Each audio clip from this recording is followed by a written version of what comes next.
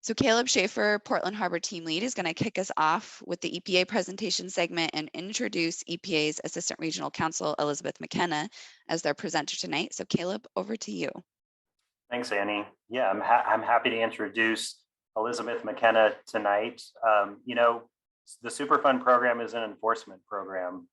We focus on enforcement significantly, and it takes attorneys to help support that effort. And so often these attorneys are behind the scenes. So we're fortunate to have one of these attorneys presenting tonight. And Elizabeth is one of 3 attorneys that works on the Portland Harbor Superfund site.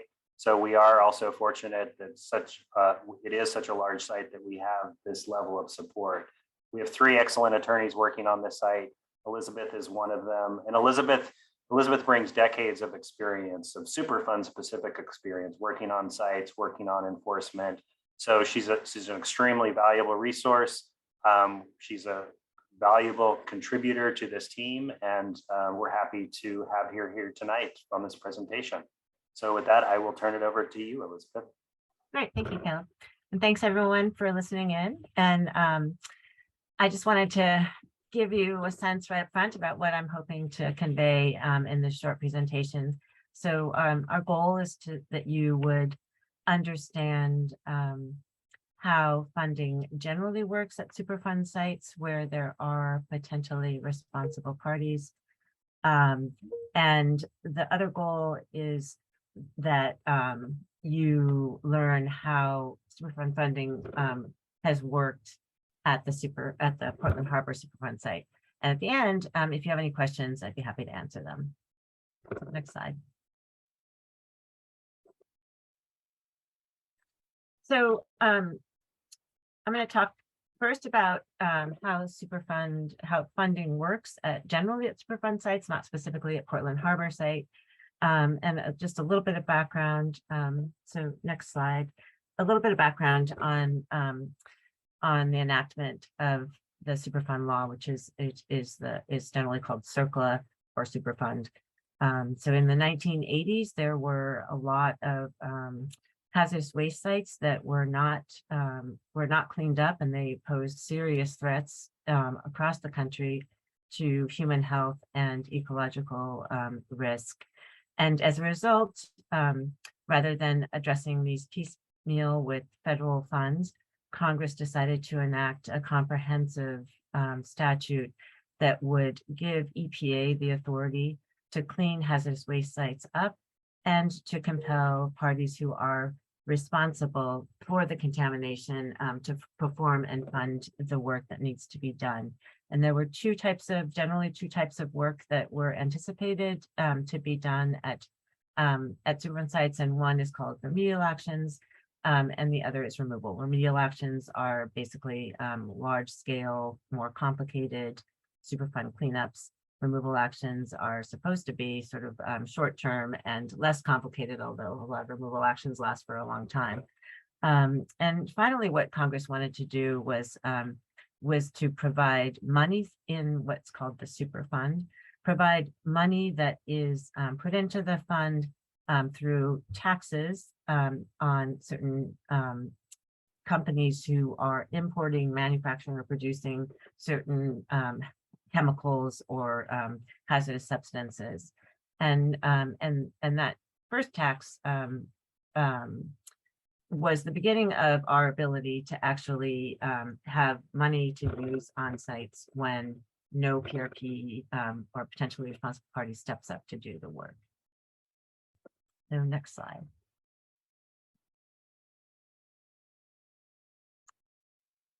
Okay, so we're going to do a little quiz here. What does the term Superfund reference? All right, we've got a poll coming up. So a couple options for your selection tonight. Is it a team of superheroes pooled their resources together, a multinational operation to end world hunger by stockpiling funds, a tax on the chemical and petroleum industries that went into a trust fund for cleaning up abandoned sites? So I'll let you respond to those. Looks like we've got about 57% participation so far, so we'll wait a few more moments. It looks like people have a good sense of humor choosing the superheroes. All right. So we're above 70%, so we'll go ahead and share those results. It looks like most people chose the third option, Elizabeth. Okay, great. That's right. Although if you want to call EPA superheroes, you're welcome to do that. For cleaning up, the third one is the answer. So I think there's a second question, right? Yep. So second question, if you want to go ahead and launch that poll as well, Anna. So is the Superfund tax still around? No, the tax expired. Yes, the tax never expired. Or yes, while the tax initially ended in 1995, it was reinstated this year in 2022. So again, we'll wait a few moments for you all to respond. This one looks like it's going to be a bigger toss-up.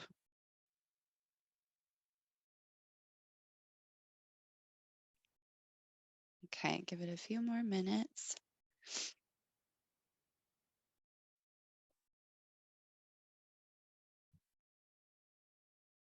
All right, looks like most people are choosing option number 3. Yes, while the tax initially ended in 1995, it was reinstated this year. And so if you want to go ahead and share those results, Anna.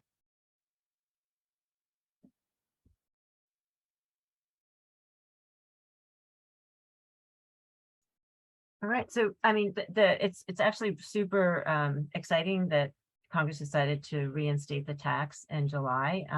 The tax is slated to expire in December of 2031 if Congress doesn't reinstitute the tax, reauthorize the tax. And in that period between July of 2022 and December of 2031, that tax is expected to generate over $14 billion of revenue, which is really important for our efforts to clean up abandoned sites where there are no PRPs. And so it's just a great it's great news for the cleaning up hazardous waste sites. All right, so so there's a couple ways that we can fund cleanups at sites where EPA can identify potentially responsible parties. So those are the parties that that there is evidence of their contribution to the contamination at a site.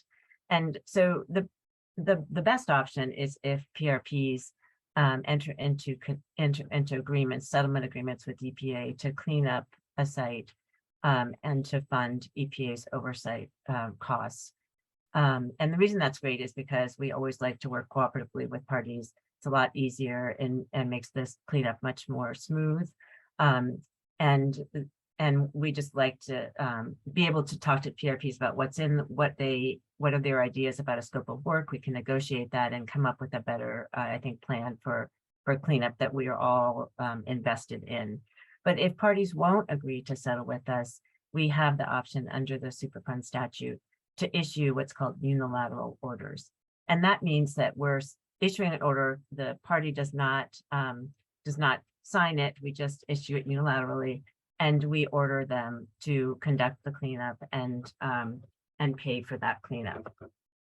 So if no one agrees to settle and we decide not to issue an order, and there might be instances, I mean, one example would be if there's a sort of an emergency situation and we don't have the time to issue an order, then we might decide we're going to use federal money to clean up the site, and then afterward we would seek reimbursement from the potentially responsible parties.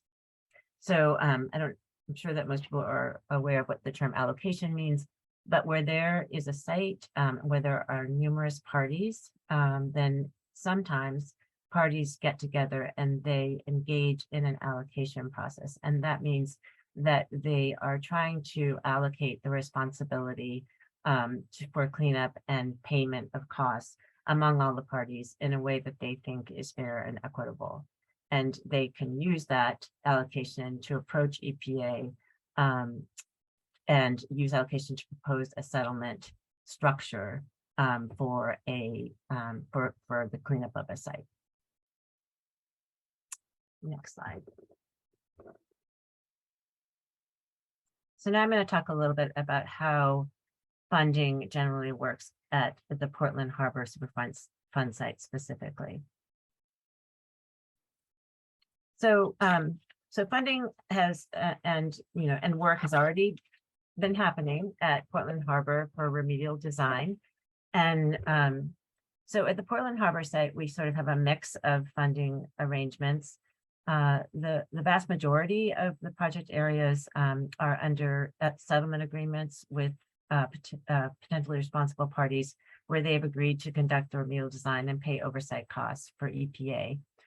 There was a novel approach that the city of Portland and the state came up with, in which they contributed public funds to put in a trust fund and to incentivize other private parties to come forward and do remedial design. And some of that money was used to do remedial designs, and it was very successful in encouraging folks to come forward.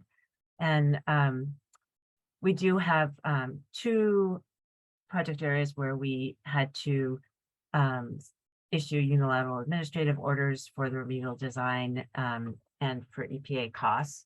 And we do have one area, which is the Cathedral Park area, which Caleb talked about earlier, in which EPA is performing the remedial design, but ultimately we will be seeking those costs from potentially responsible parties at that area. Also at Portland Harbor, we have PRPs who are currently engaged in their allocation process. And those PRPs is called the PCI group. They are working toward coming up with an allocation with the aim, I think, of proposing a settlement to settlement structure to EPA. Okay, next slide. Or that's it.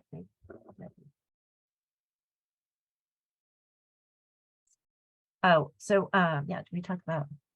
Oh, so yeah, remedial action funding. So one thing that we want to talk about is there's a difference between the settlement agreements that have occurred at the remedial design phase and those that are going to happen in remedial action. And the difference is that the statute requires EPA to enter into what's called consent decrees rather than administrative orders on consent. And the difference between those 2 types of agreements are that an administrative order of consent can be negotiated by EPA with the potentially responsible parties.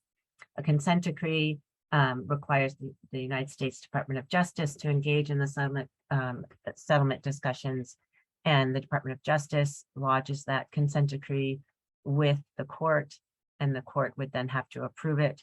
There's a public comment period for consent decrees, and we respond to those comments. So it's a bit more of a formal process, and if we need to enforce the consent decree, we go to the district court and ask, and enforce it through the district court. So it's a bit of a more formal process that involves the Department of Justice than our other settlement agreements. And so in the end, we're hoping to have an allocation process that concludes and that we then can use that allocation process and report to design a settlement approach that will work for remedial action. Although we don't, in general, EPA does not have to wait for allocation processes to conclude before we do consent decrees. We're working now with the PCI group, hoping to figure out schedules that are optimal.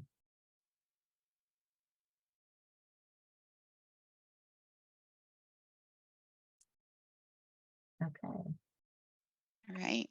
Thank you, Elizabeth.